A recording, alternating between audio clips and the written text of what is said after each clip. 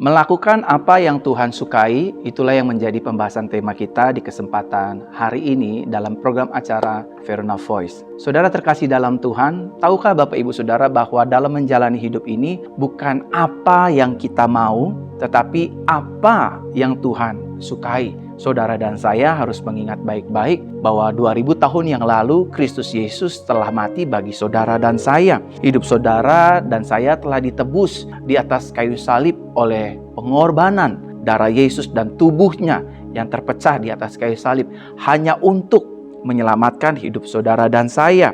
Dia berkorban bagi hidup kita. Lalu Yesus juga mendamaikan hidup kita dengan Bapa di sorga oleh karena kesalahan dan pelanggaran hidup kita.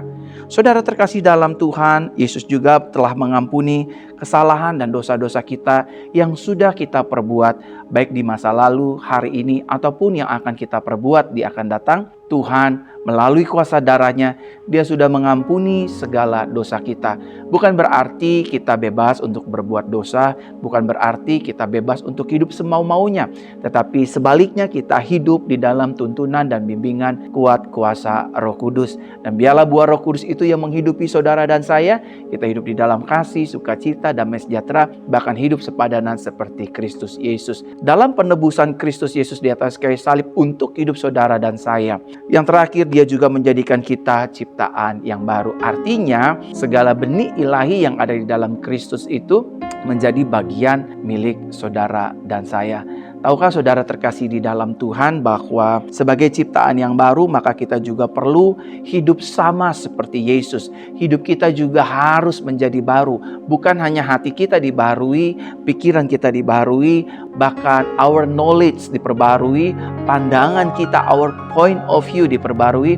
Tetapi hidup kita, hidup saudara dan saya harus sepadanan seperti Kristus Yesus Tuhan. Oleh karenanya tadi dalam pendahuluan saya mengatakan kepada setiap kita, dalam menjalani kehidupan ini bukan apa yang kita mau, tetapi apa yang Tuhan sukai, apa yang Tuhan senangi dalam saudara dan saya menjalani kehidupan ini. Bapak, Ibu, saudaraku terkasih dalam Tuhan, dan kita juga harus hidup melakukan apa yang Tuhan sukai hari lepas hari. Dan pertanyaannya adalah, apakah yang Tuhan sukai untuk kita lakukan setiap hari dalam menjalani hidup ini? Apa sih yang Tuhan mau? Apa sih yang Tuhan sukai dari hidup saudara dan saya untuk kita lakukan setiap hari dalam menjalani kehidupan ini?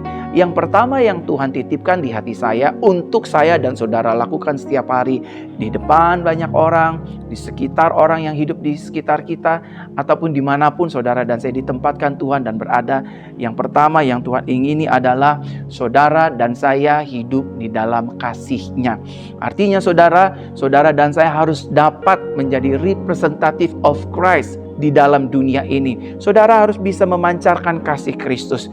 Pada saat kita dijelekin oleh banyak orang, pada saat hidup kita direndahkan oleh banyak orang, pada saat hidup kita dikhianati oleh orang yang kita percayai, orang yang kita kasihi, orang yang kita andalkan, maka output dari hidup kita bukanlah output kebencian, dendam, sakit hati, amarah, bahkan hal-hal buruk yang di luar kebenaran firman Tuhan. Tetapi sebaliknya, saudara dan saya tetap memancarkan kasih. Inilah yang Tuhan sukai dan yang Tuhan senangi ketika saudara dan saya hidup di dalam kasih-Nya. Tahukah saudara bahwa firman Tuhan mengatakan dengan jelas di antara iman, pengharapan, dan kasih, yang paling besar di antara ketiganya adalah kasih.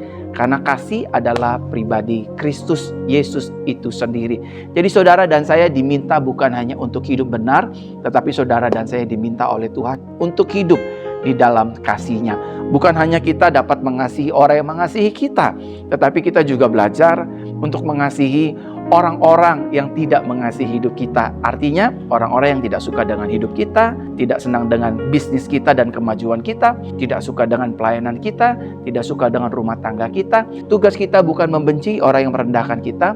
Tugas kita bukan untuk membalas yang jahat dengan yang jahat. Tugas saudara dan saya dari Tuhan adalah tetap mengasihi, sama seperti perkataan Yesus di atas kayu salib yang berkata, "Bapa, ampunilah mereka sebab mereka tidak tahu apa yang telah mereka perbuat." Bayangkan, Yesus telah diludahi, Yesus telah difitnah, Yesus ditinggalkan oleh murid-muridnya, Yesus dikhianati, dia dipukul, dia dicambuk, bahkan dia dihina, dia diolok-olok. Tetapi output dari hati Yesus, output dari perkataan Yesus di atas kayu salib, pada saat ia ingin menyerahkan nyawanya ke dalam tangan Bapa, dia berkata, ampunilah mereka sebab mereka tidak tahu apa yang mereka perbuat. Inilah yang Tuhan senangi, inilah yang Tuhan sukai ketika saudara dan saya mulai hidup di dalam kasih-Nya. Dan yang kedua, apa yang Tuhan sukai, apa yang Tuhan senangi di dalam hidup kita ketika kita menjalani kehidupan kita hari lepas hari.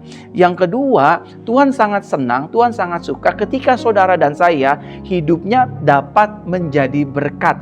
Artinya senang hidup di dalam kebenaran, di hadapan orang lain, dan juga di hadapan Tuhan tentunya. Saudara dan saya juga dapat menjadi berkat, menolong orang lain, berbagi kasih, berbagi perhatian, saling mendoakan. Bukan justru kita terseret dengan adat atau kebiasaan orang dunia yang senang membalas yang jahat dengan yang jahat, senang menunjukkan rasa pelitnya, rasa bencinya, rasa cemasnya, khawatirnya. Tapi kita diminta oleh Tuhan sebagai orang percaya as a Christian, saudara dan saya harus bisa menjadi berkat bagi banyak orang.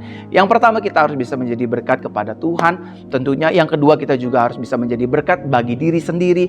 Yang ketiga, kita bisa menjadi berkat bagi keluarga, rumah tangga kita, baik kepada istri, ke anak-anak kita, orang tua kita, ipar kita, orang di sekitar rumah kita, dan juga kita dapat menjadi berkat bagi orang-orang di sekitar kita, baik itu di kantor, di pelayanan, tempat bisnis, usaha, bekerja, dan juga di tempat di mana kita ditempatkan oleh Tuhan. Saudara, jangan pelit menjadi orang. Kita ini orang percaya, kita garam terang dunia, kita hidup sebagai suratan yang terbuka yang dapat dibaca oleh semua orang.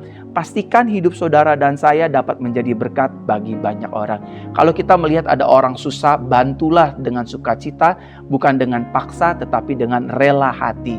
Ketika kita melihat istri kita susah secara ekonomi, secara keuangan, atau anak-anak kita, atau adik kita, ipar kita, orang tua kita, orang di sekitar kita, selagi kita bisa membantunya dengan materi, jadilah berkat atas mereka.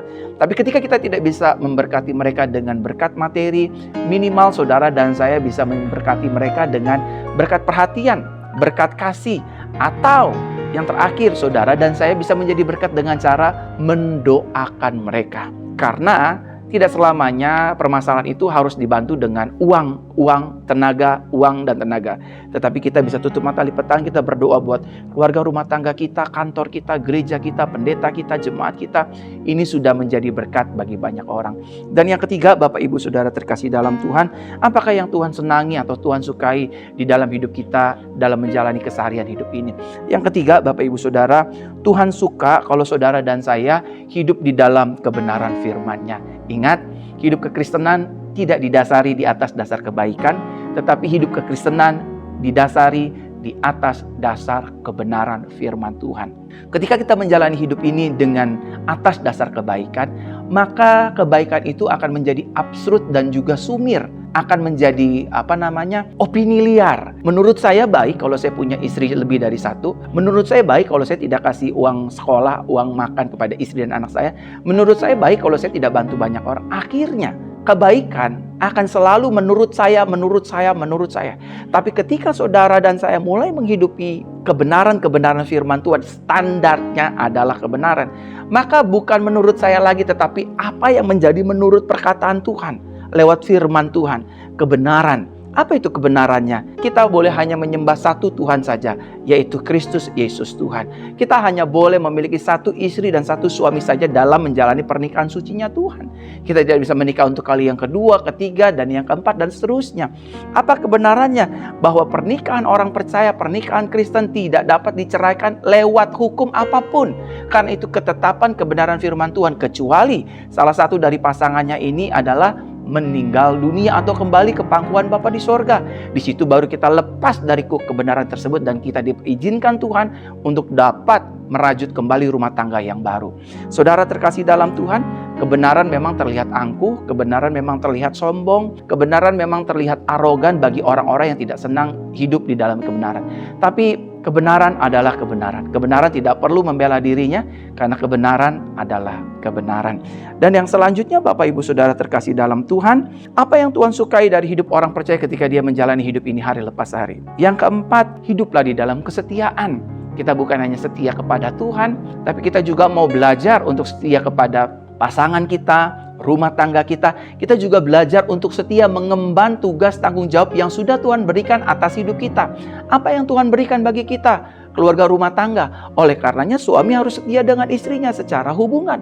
Sebaliknya juga istri harus setia kepada suaminya. Tetapi juga harus menjalankan tugas tanggung jawabnya sebagai seorang penolong dan juga sebagai seorang imam dengan kesetiaan ilahi. Artinya istri akan menjalankan fungsi tugasnya dengan kesetiaan kepada suami. Menjadi penolong, merawat suami, menyediakan apa yang suami perlukan. Sebaliknya suami menjadi imam yang baik, contoh yang baik, teladan yang baik. Lakukan itu dengan setia dan bukan dengan sungut-sungut. Kita sebagai orang tua, kita juga harus melakukan tugas tanggung jawab kita dengan setia, merawat anak, mendidik anak, bahkan membesarkan anak dengan roh takut akan Tuhan. Sebagai karyawan, sebagai pegawai, kita harus tetap setia menjalankan tugas tanggung jawab apa yang sudah Tuhan berikan melalui pemimpin perusahaan di mana saudara dan saya bekerja di dalamnya. Dan sebagai seorang pelayan Tuhan, saudara juga dituntut oleh Tuhan untuk melayani Tuhan dengan setia, tidak dengan sungut-sungut, tidak dengan perasaan, tidak dengan mood yang mungkin lagi senang ataupun tidak senang. Tapi saudara diminta Tuhan untuk tetap setia.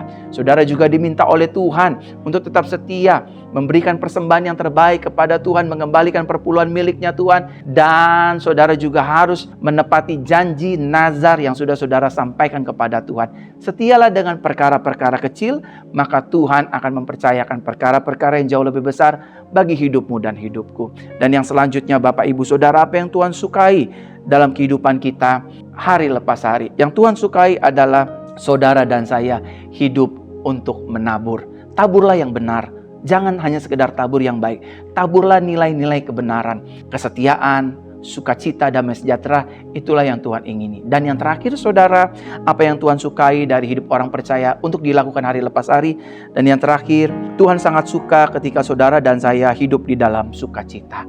Saudara, amarah, benci, sungut-sungut, murmuring dalam bahasa Inggrisnya, itu tidak disukai oleh Tuhan. Tetapi the joy of the Lord is our strength. Sukacita Tuhan adalah yang menjadi kekuatan kita. Nah, banyak orang punya uang, harta berlimpah, tapi dia tidak memiliki sukacita. Sukacita bukanlah keadaan, tetapi keputusan hati kita. Keadaannya boleh saja rekening kita ada uang ratusan juta, bahkan miliaran. Tapi sukacita bukan di luar, sukacita itu di dalam, di hati kita. Ada banyak orang, Bapak Ibu Saudara, maaf ya, mungkin tidak memiliki rumah yang mewah, tidak memiliki kelimpahan uang, tapi hatinya meluap dengan sukacita.